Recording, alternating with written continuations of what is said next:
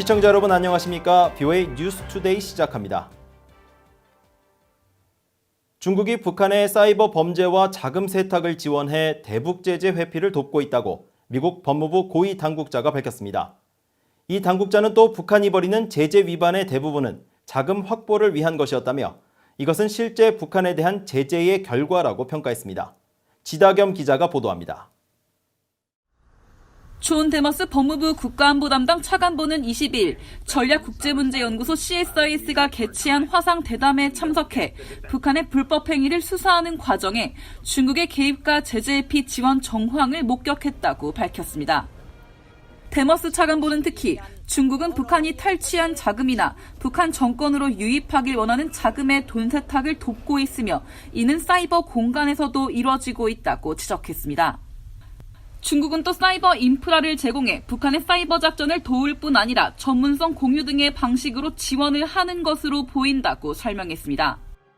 In my world, I see it mainly on the cyber side, expertise, infrastructure, and actually, the laundering and things like that. And definitely the sort of the protection of North Korean cyber activities. 데머스 차관보는 그러면서 미국 법무부는 중국 당국의 북한의 해킹 관련 사건 수사에 협조를 요청할 수 없을 뿐 아니라 중국 당국도 이를 수용하지 않을 것이라고 지적했습니다.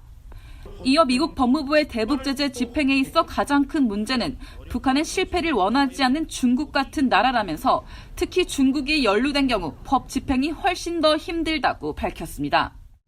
데머스 차관보는 또 북한이 정교하며 재능 있는 사이버 침입 전문가와 해커들을 보유하고 있으며 이들 사이버 전력 이용 방식은 자금 탈취에 활용됐다면서 다른 적대국과 차별된다고 지적했습니다.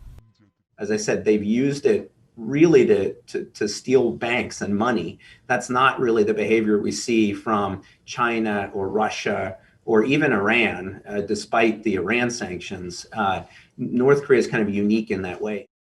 데머스 차관보는 또 법무부 내 국가안보 부서는 테러 대응에 초점을 맞췄던 2006년 설립 초기와 달리 현재는 러시아, 이란, 중국, 북한 등 4개 적대국이 야기하는 위협에 중점을 두고 있다고 밝히기도 했습니다. 그러면서 지난 2년 동안 14건가량의 북한 관련 사안을 진행했으며 이는 대단히 훌륭한 수치라고 평가하고 대북 제재 회피에 관여한 개인과 단체에 대한 형사 기소를 비롯해 북한 선박 와이즈 어네스토어 압류, 암호화폐 계좌 등을 상대로 한 민사 몰수 소송과 사이버 작전에 대한 대응 등 크게 3범주로 나눠질 수 있다고 설명했습니다. 데머스 차관보는 특히 이들 3범주에서 밝혀진 북한 불법 활동의 동기는 외화 등 금전 취득이었다면서 이것은 바로 대북 제재의 결과라고 평가했습니다. BOA 뉴스 지다겸입니다. 최근 중국과 러시아가 극초음속 활강 미사일 등의 역량을 고도화하는 건 인도태평양 내 불안 조성과 궁극적으로 미군의 영내 진입 차단이 목적이며 북한과도 이 같은 목표를 공유하고 있다고 미국 내 미사일 전문가들이 분석했습니다. 김동현 기자가 보도합니다. 워싱턴의 전략국제문제연구소 CSIS 화상포럼에 참석한 김정은과 폭탄의 저자 안킷 판다 카네기 국제평화기금 선임연구원은 최근 중국과 러시아가 극초음속 활강무기 등의 개발을 집중하고 있는 것, 미국의 미사일 방어 억지력을 액면 그대로 받아들이지 않기 때문이라고 분석했습니다. 미국의 미사일 방어 역량은 북한과 이란에 제한됐다고 본다는 겁니다. The United States is focused on providing defense against limited ballistic missile threats from North Korea and Iran. Our adversaries tend to reason in worst-case scenario ways. And of course, we heard. 판다 연구원은 그러면서 러시아는 이미 전략 차원에서 미국의 미사일 방어 체계를 뚫을 수 있는 역량을 확보하고 있다며 이 같은 신형 무기 역량 개발은 특정 전구의 불안을 조성하는 데 초점을 두고 설계됐다고 진단했습니다. 또 중국은 올해 공개한 둥펑 17 극초음속 미사일도 비슷한 셈법에 따라 실전 배치를 추진하고 있다며 인도태평양 내 불안 조성 목적이 가장 크다고 말했습니다. 판다 선임연구원은 이어 한국과 일본에 있는 전진 미군 기지들은 이런 적성국들의 최신 역량에 가장 취약할 수 있다면서 지상군 병력의 이동성 강화가 필요하다고 지적했습니다.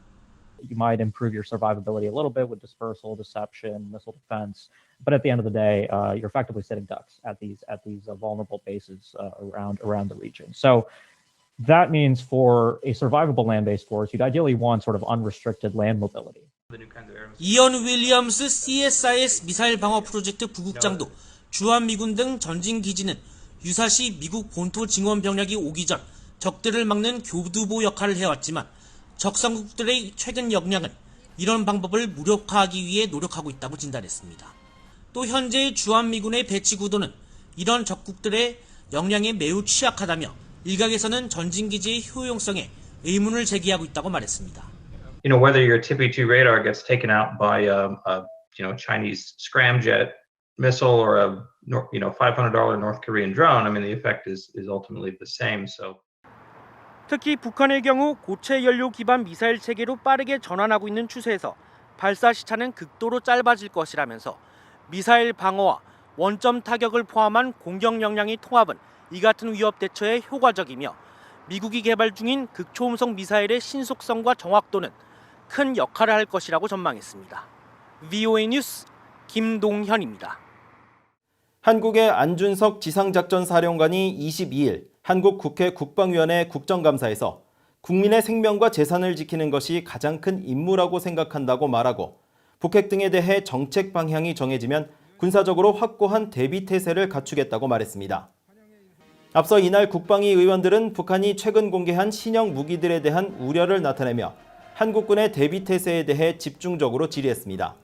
더불어민주당 김진표 의원은 북한이 다연장 로켓과 방사포 5,500여 문을 갖고 있는 데 비해 한국은 200문에 불과하다며 한국의 전술 지대지 미사일이 전력화되는 2023년까지 전력 공백이 매우 걱정된다고 말했고 같은 당의 김병주 의원도 북한의 장사정포가 수도권에 위협을 주고 있는 상황에서 이를 타격할 지상작전 사령부의 화력참모부가 작전참모부 예하 화력처로 편성된 건 심각한 문제라고 지적했습니다. 제1야당인 국민의힘 윤주경 의원은 북한의 다중 잠수함 발사 탄도미사일 SLBM은 지상작전 사령부 후방까지도 위협할 수 있다고 지적했고 같은 당의 한기호 의원은 북한이 핵무기를 60개 정도 갖고 있다고 알려졌지만 한국은 미국의 고고도 미사일 방어체계 사드 배치도 못한다며 이에 대한 대책 마련을 질문했습니다. 국제사회의 제재와 신종 코로나 바이러스 감염증 사태, 자연재해 등 3중고로 경제난이 심화되고 있는 북한이 북중 국경 봉쇄 조치를 조금씩 완화하고 있는 조짐이 관측되고 있다고 한국 내 전문가들이 분석했습니다. 한국 외교부 산하 국립외교원의 북중관계 전문가인 이상숙 교수는 신종 코로나 사태로 북한의 중국으로부터의 수입 규모가 급감했지만 5월 이후 회복세를 보이고 있다며 이는 북한 당국이 국경 통제를 일부 완화한 결과로 보인다고 말했습니다. 이 교수는 또 북중 교역 종사자들의 말을 빌어 북한이 당 설립 75주년 기념식 준비 등을 위해 지난 8월과 9월에도 국경 봉쇄 조치를 유연하게 운영했다고 전했습니다. 한국 정부 산하 국책연구기관인 통일연구원 조한범 박사도 북한이 중국과의 국경을 일부 열기 위한 준비에 착수한 정황이 있다고 말했습니다. 조 박사는 북한이 신종 코로나 방역을 이동 통제에 전적으로 의존하고 있지만 이로 인해 장마당 경제가 얼어붙고 밀가루와 식용유, 설탕, 조미료 등 중국에 의존하는 생필품 부족 현상 때문에 통제를 일부 풀어야 할 상황에 놓인 것으로 분석했습니다. 미국의 한 대학교 연구소가 한국인들을 대상으로 실시한 설문조사에서 응답자의 70%는 한반도가 통일되면 북한 내 인권 유린에 책임 있는 북한 정부 관리들이 처벌을 받아야 한다고 답한 것으로 나타났습니다. 미국 웨스턴 켄터키 대학의 국제여론연구실은 지난 9월 9일부터 18일까지 한국 전역의 19세 이상 성인 1,200명을 대상으로 인터넷을 통한 북한 인권 관련 설문조사를 진행했으며 북한의 인권 유린 상황과 관련해 응답자의 61%는 한국이 북한 주민들을 도와야 한다는 데 동의했습니다. 또 응답자의 70.7%는 한국과 북한이 통일될 경우 북한 정부 관리들이 인권 유린과 관련해 처벌받아야 한다고 답했습니다. 하지만 만약 이 같은 처벌이 북한 정권과의 갈등을 키울 수 있다고 전제했을 경우에도 63.1%는 인권 유린과 관련한 처벌에 동의한다고 답했습니다. 이상으로 VOA 뉴스투데이를 마칩니다. 시청해주신 여러분 고맙습니다.